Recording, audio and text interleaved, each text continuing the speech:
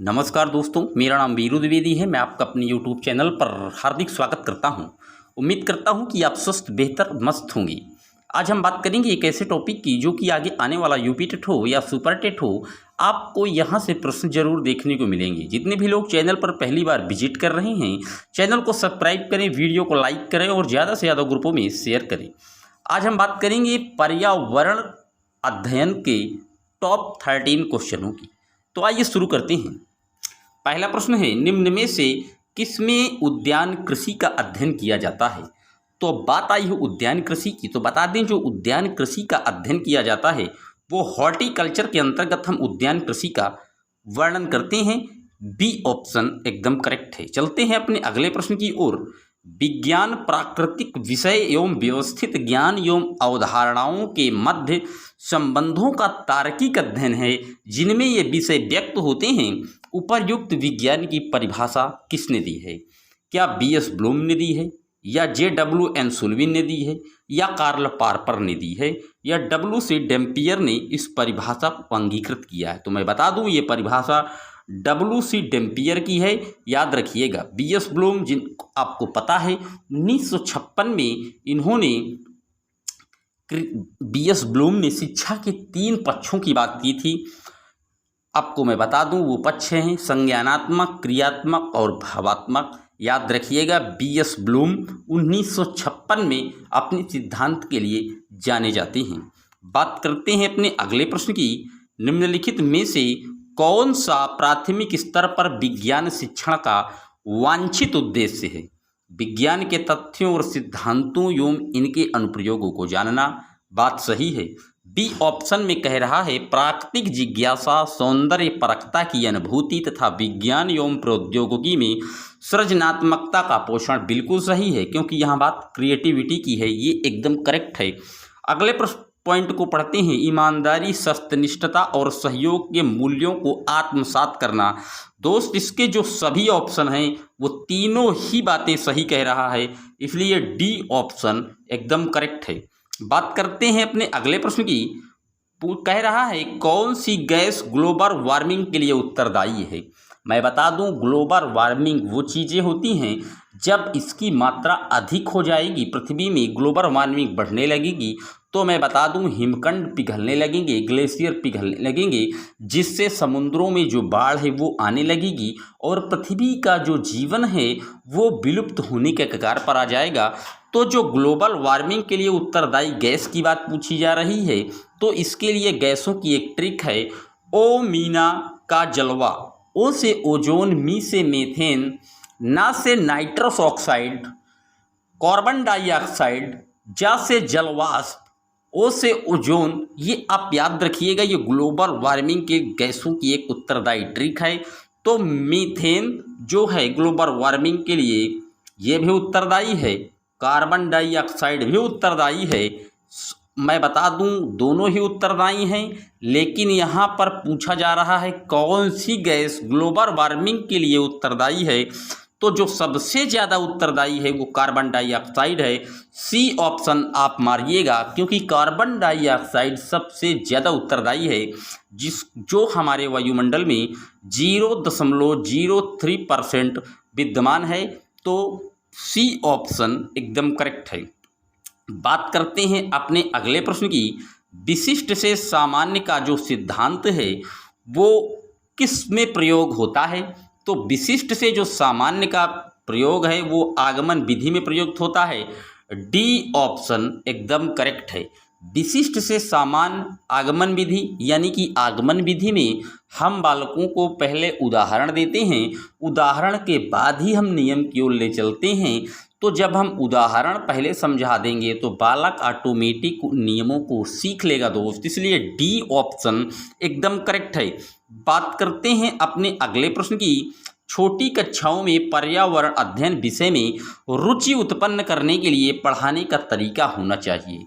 तो छोटी कक्षा की बात आई है, तो जो रुचि उत्पन्न करेंगे वो आप करेंगे आगमन विधि से, क्योंकि आगमन में क्या कह रहा है कि हम पहले उदाहरण देंगे फिर नियम की ओर ले चलेंगे। तो हम जैसे कोई टॉपिक हमें बालकों को पढ़ाना है, जैसे मान लीजिए पर्टिकुलर हमें सजीव जगत के बारे में वर्णन करना है तो सजीव जगत में हम पहले बताएंगे कि यहाँ जो आप मनुष्य देख रहे हैं, जीव जंतु देख रहे हैं, यहाँ तक जो आप पौधे देख रहे हैं, ये क्या हैं, इनमें जीवन होता है। ऐसे करके जब हम उसे रिलेट करेंगे तो धीरे धीरे पूरा जीव जगत सीख लेगा डियर। इसलिए ए ऑप्शन एकदम करेक्ट है। बात करते हैं अपने अगले प्रश्न की। अच्छे प्रश्न पत्र की क्या विशेषता है। जब कोई आप एक प्रश्न पत्र एग्जाम के लिए तैयार कर रहे हैं, मान लीजिए आप एक टीचर हैं और आप प्रश्न पत्र तैयार कर रहे हैं विद्यार्थी का जो एग्ज़ाम जो उसकी योग्यता है उसके आकलन के लिए, तो जब आप पेपर तैयार करेंगे तो देखेंगे कि उसकी वैधता कितनी है, उसकी विश्वसनीयता कितनी है, क्या उसकी व्यापकता या विस्तृतता कितनी है। तो हम वैधता और विश्वसनीयता दोनों चीज़ें देखेंगे। इसलिए जो इसका सी ऑप्शन है जिसमें ए और बी दोनों लिखा है तो यही सही है, क्योंकि आप देखते हैं कि आज जितनी भी परीक्षाओं का आयोजन कराया जा रहा है वो बहुविकल्पीय माध्यम से कराया जा रहा है। इसका एक ही रीज़न है कि वस्तुनिष्ठ प्रश्न में जो वैधता है, जो विश्वसनीयता है, वो कूट कूट कर भरी होती है। जैसे कि उदाहरण देकर मैं आपको समझा रहा हूँ, जब आप परीक्षा में बहुविकल्पीय में आप पेपर देते हैं तो कोई प्रश्न जब आपका सही है तो उसका 1 नंबर मिलना तय है क्वेश्चन का, तो चाहे उसका मूल्यांकन मैं करूं या आप करें या कोई अन्य करे, अगर प्रश्न सही है तो नंबर 1 ही मिलेगा, अगर गलत है तो सिर्फ 0 मिलेंगे। यही इसकी क्या है, वैधता और विश्वसनीयता और वस्तुनिष्ठता है डियर। याद रखिएगा, इसका सी ऑप्शन एकदम करेक्ट है। बात करते हैं अपने अगले प्रश्न की। कौन सी प्रक्षेपित सामग्री है। प्रक्षेपित की बात कर रहा है तो प्रक्षेपित सामग्री OHP है। अब बात OHP की है तो बता दें, OHP को हम ओवरहेड प्रोजेक्टर के नाम से जानते हैं। मैं आपको एक सिंपल उदाहरण देता हूं कि प्रक्षेपित सामग्री किसे कहते हैं। मान लीजिए आप किसी सिनेमा घर में जाते हैं दोस्त, तो वहाँ आप जो देखते हैं कि पर्दे पर जो चित्रकारी आपको दिखाई जाती है, कोई फिल्म चल रही होती है तो वहाँ पर जब आप देखते हैं तो LCD नहीं होती बल्कि एक पर्दा लगा होता है। उस पर्दे पे आप चित्र देखते हैं तो ये पर्दे में जो आप चित्र देख रहे हैं ये प्रक्षेपित होकर ही आपको दिखाई जा रही है। तो सिनेमा घर जो इसका उदाहरण है वो सबसे बेस्ट उदाहरण है। बी ऑप्शन एकदम करेक्ट है डियर, याद रखिएगा। चलते हैं अपने अगले प्रश्न की ओर। कौन सी विशेषता परिवार की नहीं है। बात आई है परिवार की तो बता दें, परिवार एकल और संयुक्त 2 प्रकार के होते हैं। मैं बता दूं, परिवार की यहाँ विशेषता नहीं पूछी जा रही है, तो एक एक पॉइंट देखते हैं। कम से कम 2 भिन्न लिंग वाले वयस्क साथ रहते हो। बात तो सही कह रहा है कि जब भाई 2 अलग अलग लिंग के लोग ही रहेंगे तभी तो परिवार का निर्माण होता है डियर। ए ऑप्शन एकदम करेक्ट है। डी की बात करते हैं, सुरक्षा एवं बच्चों का साझा उत्तरदायित्व बिल्कुल सही है। मान लीजिए आपके परिवार में 3 भाई हैं, कोई आपसे लड़ाई झगड़ा करने लगा तो दोनों भाई आपकी तरफ से ही बोलेंगे डियर, तुरंत आ जाएंगे। तो ये क्या है, सुरक्षा एवं बच्चों का साझा उत्तरदायित्व तो कह रहा है। सी में कह रहा है वो समान आवास, भोजन और समान सामाजिक क्रियाओं का उपयोग करते हैं। बिल्कुल सही है। जब आप परिवार में रहते हैं तो मान लीजिए एक बाइक है आपके घर में, तो उस बाइक को आप भी चलाएंगे, आपका बड़ा भाई भी चलाएगा, आपका छोटा भाई भी चलाएगा। तो ये सामान, भोजन और सामाजिक क्रियाओं का उपयोग करते हैं। ये लाइन भी सही है। प्रत्येक सदस्य की आय भिन्न भिन्न जमा की जाती हो, ये बात गलत है डियर। जब कोई परिवार जो है होता है तो उसका जो एक मुखिया होता है उसी के पास ही उस परिवार की पूरी आय और व्यय का विवरण होता है डियर। ये बात गलत है। प्रत्येक सदस्य की आय भिन्न भिन्न जमा नहीं होती है और इसमें यही पूछ रहा था कि कौन सा सही नहीं है, तो इसका जो बी ऑप्शन है वो एकदम करेक्ट है। बात करते हैं अपने अगले प्रश्न की। राष्ट्रीय बाल श्रम उन्मूलन प्राधिकरण की स्थापना कब की गई। तो जो राष्ट्रीय बाल श्रम उन्मूलन प्राधिकरण है इसकी स्थापना 26 सितंबर 1994 को की गई थी डियर। याद रखिएगा, इसका डी ऑप्शन एकदम करेक्ट है। बात करते हैं अपने अगले प्रश्न की। भारत में बाल विवाह निरोध अधिनियम किस वर्ष पारित किया गया था। तो जो भारत में बाल विवाह निरोध अधिनियम है ये सन 2006 में पारित किया गया था। आप याद रखिएगा, इसका जो ए ऑप्शन है वो एकदम सही है। बात करते हैं अपने अगले प्रश्न की। कौन सा सुमेलित नहीं है। तो फिरन आप जानते हैं कि ये जम्मू कश्मीर का एकदम सही है। पानो भाजी ये पश्चिम बंगाल का, ये गलत है डियर। राहिदे हिमाचल का भी है। फुलकारी पंजाब का है। बी ऑप्शन एकदम करेक्ट है। बात करते हैं अगले प्रश्न की, कौन सा सुमेलित नहीं है? अंबाजी मेला गुजरात बिल्कुल सही है। माघ मेला उत्तर प्रदेश, आप जानते हैं इलाहाबाद के संगम में जो मेला लगता है उसे माघ मेला के नाम से जानते हैं। नैना देवी मेला असम, ये गलत है डियर, क्योंकि नैना देवी का जो मेला है वो हिमाचल प्रदेश में लगता है। बेणेश्वर मेला राजस्थान, ये भी सही है। तो जो नैना देवी है ये असम में नहीं लगता, यही इसका सही उत्तर है, क्योंकि इसमें गलत पूछ रहा है। सी ऑप्शन एकदम करेक्ट है। बात करते हैं अपने अगले प्रश्न की। तो प्रश्न कह रहा है मलेरिया रोग होता है किसके कारण? तो जो मलेरिया रोग है ये होता है प्लाज्मोडियम फैल्सीपेरम के कारण। ए ऑप्शन एकदम करेक्ट है। अब प्लाज्मोडियम मैं बता दूं ये मादा क्यूलेक्स से फैलता है, और जो ये मलेरिया रोग है इसके उपचार के लिए सिनकोना नाम के वृक्ष की छाल का प्रयोग किया जाता है। हम बता दें कि मलेरिया एक प्रोटोजुवन रोग है डियर, याद करिएगा।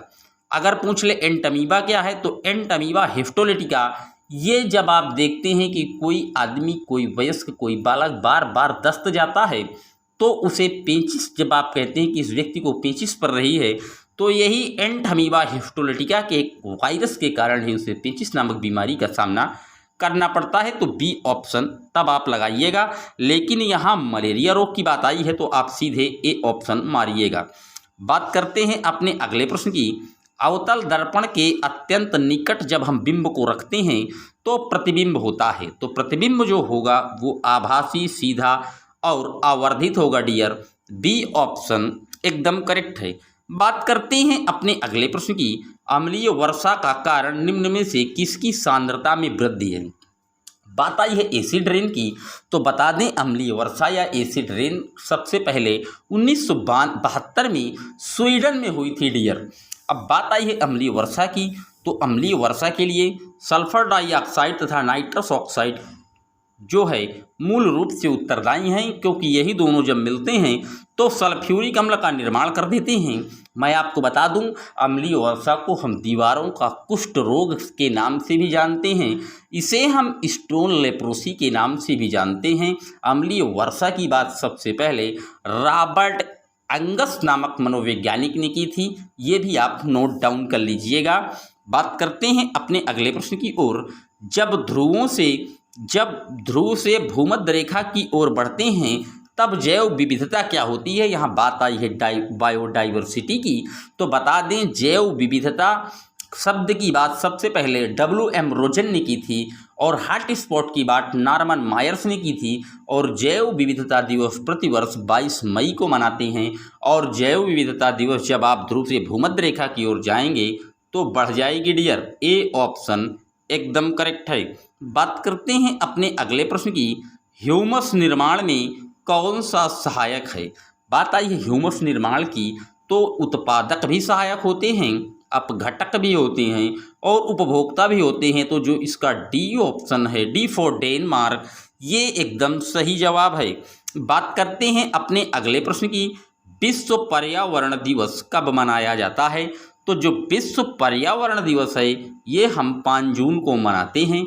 मैं बता दूं स्टॉकहोम सम्मेलन 1972 में हुआ था, और जो विश्व पर्यावरण दिवस है ये स्टॉकहोम सम्मेलन 1972 की देन है। मैं बता दूं पहला पर्यावरण जो है विश्व में 5 जून 1974 को मनाया गया था। याद रखिएगा 1974 को पहला पर्यावरण दिवस मनाया गया था, नोट डाउन रखिएगा। लिखा है 22 मार्च, तो आप याद रखिएगा ये जल दिवस है। 22 अप्रैल को विश्व पृथ्वी दिवस मनाते हैं डियर, नोट रखिएगा। इसका जो सही आंसर है वो है सी। बात करते हैं अपने अगले प्रश्न की। DDT क्या है? तो DDT एक अजैव निम्नीकरण प्रदूषक है डियर। DDT जिसका जो उपयोग है वो हम एक तरीके से खरपतवार नाशक के रूप में भी करते हैं। तो इसका जो सी ऑप्शन है अजैव निम्नीकरण है, इसको हम विघटित नहीं कर पाते डियर। तो सी ऑप्शन एकदम करेक्ट है। बात करते हैं अपने अगले प्रश्न की। सागरीय खरपतवार में महत्वपूर्ण स्रोत है। तो जो सागरीय खरपतवार होती हैं ये महत्वपूर्ण जो स्रोत होते हैं वो आयोडीन के होते हैं।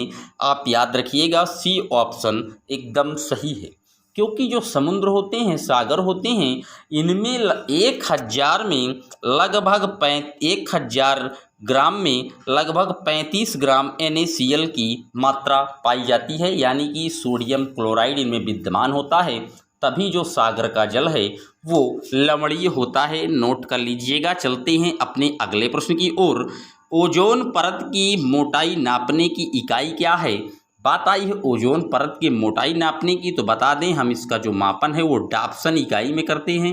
बी ऑप्शन एकदम करेक्ट है। अब बात आई है ओजोन की, तो ओजोन समताप मंडल में पाई जाती है, जो कि पृथ्वी पर आने वाली अल्ट्रावायलेट किरणों को पृथ्वी पर आने से पहले रोक देती है डियर।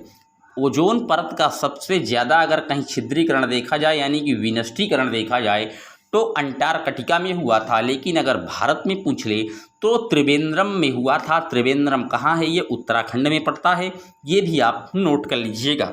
चलते हैं अपने अगले प्रश्न की ओर। चिपको आंदोलन की जनक गौरा देवी द्वारा चिपको आंदोलन किस गांव में प्रारंभ किया गया था? जो चिपको आंदोलन है ये रैणी गांव से प्रारंभ किया गया था। रैणी गांव कहाँ पड़ता है? तो ये उत्तराखंड में पड़ता है। मैं बता दूं चिपको आंदोलन की शुरुआत 1973 में हुई थी और गौरा देवी के साथ एक महत्वपूर्ण व्यक्ति और थे जिन्हें हम वृक्षमित्र के नाम से जानते हैं, जिनका भी हाल ही में निधन हो गया। वो थे सुंदरलाल बहुगुणा। इनका भी नाम आप नोट कर लीजिएगा। बात करते हैं अपने अगले प्रश्न की। भूकंप की तरंगों को निरूपित करता है। तो जो भूकंप की तरंगें हैं इनको जो निरूपित करता है वो है सिस्मोग्राफ। ए ऑप्शन एकदम करेक्ट है। जो हृदय की तरंगों को निरूपित करता है उसको हम इलेक्ट्रोकार्डियोग्राफ कहते हैं, जो कि ECG के नाम से जानते हैं। नोट रखिएगा। जो पॉलीग्राफ लिखा है ये झूठ बोलने की मशीन होती है, जिससे हम सच और झूठ का पता लगाते हैं डियर। नोट रखिएगा। चलते हैं अपने अगले प्रश्न की ओर।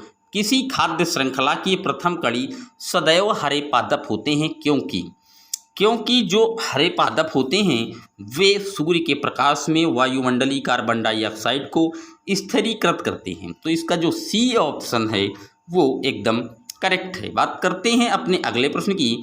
उच्चतम न्यायालय ने सरकार को निर्देशित किया कि यमुना के जल की गुणवत्ता कम से कम ग्रेड C स्तर तक बनाई, जिससे उसे लोगों के पीने योग्य बनाकर उपलब्ध कराया जा सके। उक्त कथनानुसार ग्रेड C स्तर का अर्थ क्या है? तो जो ग्रेड C स्तर का अर्थ है वो है औसत दर्जे का प्रदूषित जल। मतलब हम उस जल को ज़्यादा प्यूरीफाई तो नहीं कर सकते, लेकिन मेरे दोस्त डियर उस जो जल है उसको एक औसत दर्जे का ही प्रदूषित हो, मतलब ज़्यादा प्रदूषण ना हो, ये याद रखिएगा। सी ऑप्शन एकदम करेक्ट है। बात करते हैं अपने अगले प्रश्न की। निम्न में से रोग और उनके द्वारा प्रभावित अंगों के सुमेलन का सही विकल्प चुनिए, यानी कि मिलान करना है। तो आपको मैं बता दूं पीलिया किसकी कमी से होता है? तो पीलिया जो होता है वो कहीं ना कहीं लीवर जब आपका डैमेज होता है, यकृत में कोई कमी आती है तभी पीलिया पकड़ता है। बिलिरुबिन की अधिकता हो जाती है पीलिया में। इसी बिलिरुबिन के कारण ही जो बॉडी है, जो आँखें हैं, जो अंगूर, जो आप नाखून हैं, ये पीले दिखाई देने लगते हैं। तो पीलिया कहाँ जाएगा? ए का तीसरा। अब ए का तीसरा आप देख लीजिए, ए में भी पड़ रहा है ए का तीसरा और सी में भी पड़ रहा है, यानी कि बी और डी तो गलत हो गए। अब इन्हीं दोनों में से एक विकल्प हमारा सही है। तो अब आप आगे देखिए। अब जब आप आगे जा रहे हैं तो देख रहे हैं कि जो रेबीज है ये कहीं ना कहीं किसको प्रभावित करता है? तो हमारे जो तंत्रिका तंत्र है इसको जो है ये प्रभावित करता है। बी का चौथा कहाँ मिल रहा है? बी का चौथा पहला में ही मिल रहा है। तो यानी कि जो ए ऑप्शन है वही इसका करेक्ट है डियर, ए फॉर अमेरिका। बात करते हैं अपने अगले प्रश्न की। स्मॉग धुंध कैसे बनता है? स्मॉग एक कोहरा होता है, ये कैसे बनता है पूछ रहा है। तो जो ये बन जाएगा ये धुएं और कोहरे से ही बन जाएगा डियर। ए ऑप्शन एकदम सही है। सबसे पहले जो स्मॉग या धुंध कोहरा देखा गया था वो लंदन में देखा गया था, जिसे हम धूम्र लंदन के नाम से या लंदन धूम के नाम से भी जानते हैं। नोट डाउन रखिएगा। वीडियो अगर आपको अच्छे लग रहे हैं डियर, तो आप चैनल को ज़्यादा से ज़्यादा सब्सक्राइब करें, वीडियो को शेयर करें। चलते हैं अपने अगले प्रश्न की ओर। सूची का मिलान करना है। मैं आपको बता दूं, सूची मछली किसमें रहती है, तो आप कहेंगे मछली के लिए वाइवेरियम होना चाहिए, सही है। केंचुए के लिए क्या मछली के लिए क्या होनी चाहिए, तो मछली के लिए जो एक्वेरियम होना चाहिए, जो आप कांच का देखते हैं ना, वो एक्वेरियम होता है। केंचुए के लिए क्या होना चाहिए, तो केंचुए के लिए वाइवेरियम जो मिट्टी होती है, और शौक के लिए हर्बेरियम, और तितली के लिए टेरेरियम। तो आप मिला लीजिए। ए का 3 किस्में हैं, तो ए का जो 3 है वो ए और बी में है, तो सी और डी तो गए तेल लेने।